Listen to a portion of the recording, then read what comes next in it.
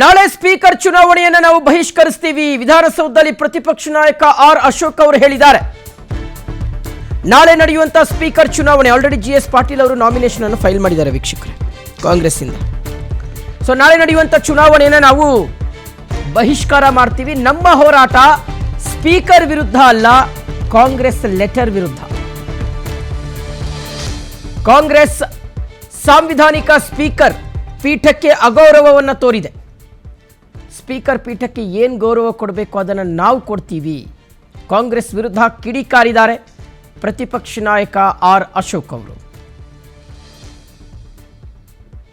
ಅಂದರೆ ಇಡೀ ಸದನವನ್ನು ಕಾಂಗ್ರೆಸ್ ಪಾರ್ಟಿ ಡೆಲ್ಲಿಯ ನಾಯಕರು ಹೈಜಾಕ್ ಮಾಡಿರುವಂಥದ್ದು, ಪ್ರಜಾಪ್ರಭುತ್ವವನ್ನು ಕಗ್ಗೊಲೆ ಮಾಡಿರ್ತಕ್ಕಂಥದ್ದು, ಪ್ರಜಾಪ್ರಭುತ್ವಕ್ಕೆ ಅಗೌರವ ಮಾಡಿರ್ತಕ್ಕಂಥದ್ದು, ಈ ಸದನದ ನೀತಿ ನಿಯಮಗಳನ್ನು ಗಾಳಿಗೆ ತೂರಿರುವಂಥದ್ದು, ಇದೆಲ್ಲನೂ ಕೂಡ ಸಂವಿಧಾನ ವಿರೋಧಿ.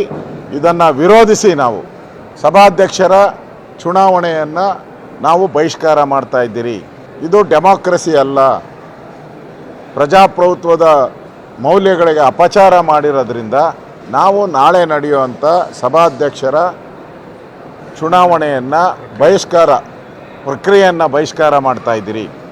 ಆದರೆ ಸಭಾಧ್ಯಕ್ಷರು ಆಯ್ಕೆ ಆದಮೇಲೆ ಆ ಸಭೆಗೆ, ಆ ಸೀಟ್ಗೆ, ಆ ಚೇರ್ಗೆ, ಆ ಪೀಠಕ್ಕೆ ಏನು ಗೌರವ ಕೊಡಬೇಕೋ ಆ ಗೌರವವನ್ನು ನಾವು ಕೊಡ್ತೀರಿ.